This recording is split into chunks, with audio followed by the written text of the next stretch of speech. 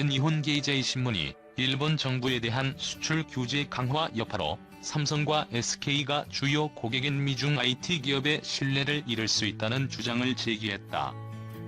수출 규제로 핵심 부품 조달에 난항을 겪으면 메모리 반도체 공장 가동이 중단으로 이어질 수 있어 제품 공급이 어려워진다는 논리다.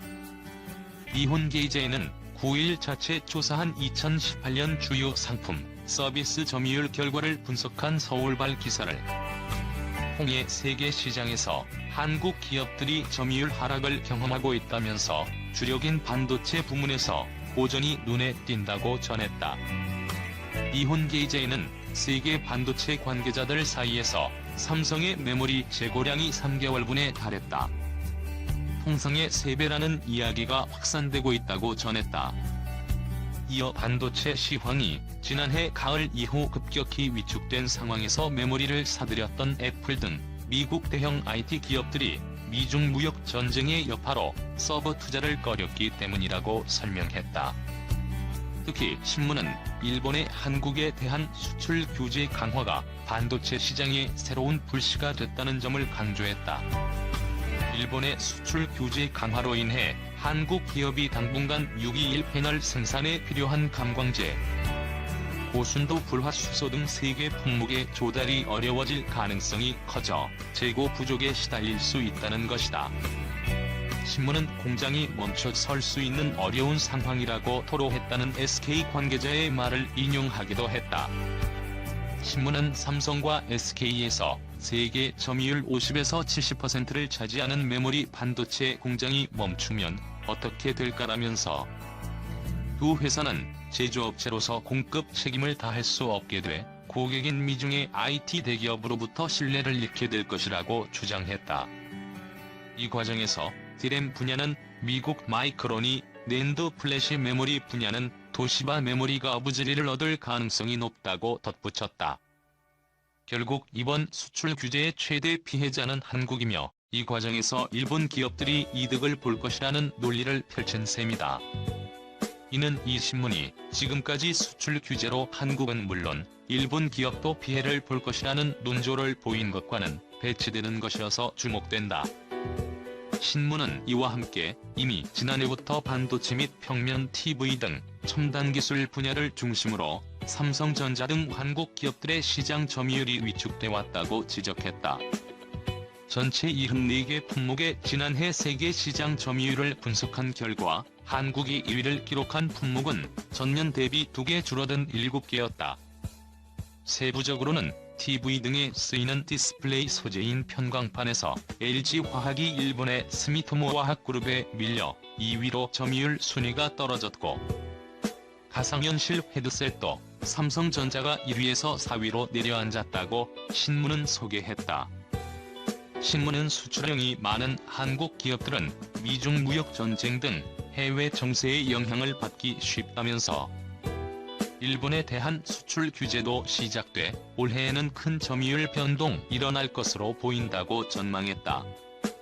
한편 일본 정부의 이번 대한 수출 규제 강화로 세계 기술 시장 변화도 발생할 수 있다는 외신 분석도 제기됐다. 블룸버그 통신은 이날 한일 무역 분쟁, 글로벌 기술 사슬 위협 기사를 통해 삼성과 SK 하이닉스 메모리 반도체, 디스플레이 부품 등의 공급 차질을 겪게 되면 결국 미국의 애플이나 델 등 IT의 완제품, 아마존의 클라우드 서비스 서버에 영향을 미칠 수 있다고 내다봤다. 게다가 일본이 한국에 대해 화이트 국가 제위를 선언하면서 한일 간 무역 전쟁을 확대하겠다는 의지를 드러내고 있다. 일본이 우리나라를 화이트 국가에서 제외하면 지금 수출 규제를 받고 있는 세계 품목 외에도 900여 개 품목에 대해 추가적으로 무역 제재가 이루어질 것이란 관측이다. 이게 현실이 되면 한국의 제조업은 급격하게 위축되고 절체절명의 위기 국면을 맞게 될 것이란 걱정의 목소리가 커지고 있다. 이를 해소하기 위해 정부 관계자들은 일본 측의 불합리한 무역 제재를 풀어줄 것을 강력하게 요청하는 한편, 미국 정부와 WTO에 일본 측의 처사가 부당함을 알리고 중재를 위한 노력에 심혈을 기울이고 있다. 하지만 그 성과가 이른 시일 내에 도출되기는 힘들다는 관측이 우세한 실정이다.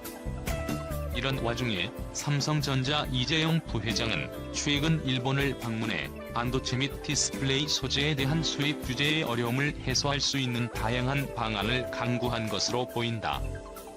이 부회장은 지난 7일 일본으로 출국한 데 이어 10일 귀국하자마자 다음 날인 13일에는 디바이스 솔루션 및 디스플레이 부문 최고 경영진들을 소집해 회의를 열고 일본 측의 수출 규제 등에 대한 대응 방안을 논의한 것으로 알려졌다. 그러면서 그는 이 자리에서 단기 현안 대처에만 급급하지 말고 글로벌 경영 환경 변화의 큰 흐름을 파악할 수 있는 안목을 길러야 한다며 변화에 기민하게 대처할 수 있는 체제를 마련하는 한편 흔들리지 않고 시장을 이끌어갈 수 있는 역량을 키우자고 당부한 것으로 알려진다. 그는 특히 사장단에게 비상 상황에 대비한 컨틴전시 플랜을 마련할 것을 지시하면서 일본이 수출 통제를 확대할 경우 반도체 부품은 물론 휴대전화와 TV 등에도 미칠 영향을 대비할 것을 주문한 것으로 전해진다. 이런 측면에서 정부 측의 대응 방안이나 삼성전자의 백방의 노력이 한국의 핵심 산업을 살려나가야겠다는 한 가지 방향에서 전개되고 있음을 발견할 수 있다. 우선 정부는 외교적 노력은 물론 국내 기업을 위해서도 가용자원을 총동원해 대비하겠다는 각오다. 당장 수출 규제 대응을 위한 예산 3천억 원 정도를 긴급하게 증액하고 세제 지원책도 준비하고 있다. 정부는 또 반도체 및 디스플레이 소재는 물론 자동차와 정밀화학 등 100대 품목을 따로 추려 대응책을 마련하고 있다. 삼성전자 역시 핵심 소재의 안정적인 확보를 위해 중국, 대만, 러시아 등 거래처를 다변화하는 한편 국내 소재 산업을 육성하기 위한 다각적인 방안을 마련하고 있다. 다만 삼성바이오로지스 분식 회계에 대한 검찰 수사로 리더십 마비까지 우려되는 상황에서 절박한 위기감을 느끼고 있다는 아쉬움이 전해진다. 이에 대해 재계 관계자는 가뜩이나 어려운 국가 경제에 대한민국 대표 기업인 삼성의 위기를 부채질해 불안감을 키우는 게 맞는 일인지 모르겠다며 기업들의 경영 불확실성을 해소하고 일하는 환경을 만들어줬으면 하는 바람이라고 말했다. 올해 2월 말 북한 김정은 위원장과 베트남 하노이에서 회담을 마친 도널드 트럼프 미국 대통령이 당시 인터뷰에서 자신의 러시아 스캔들을 둘러싼 청문회가 열리고 이를 계기로 탄핵을 강행하겠다는 민주당 측의 압박이 회담 분위기를 망쳤다고 토로한 바 있다. 그러면서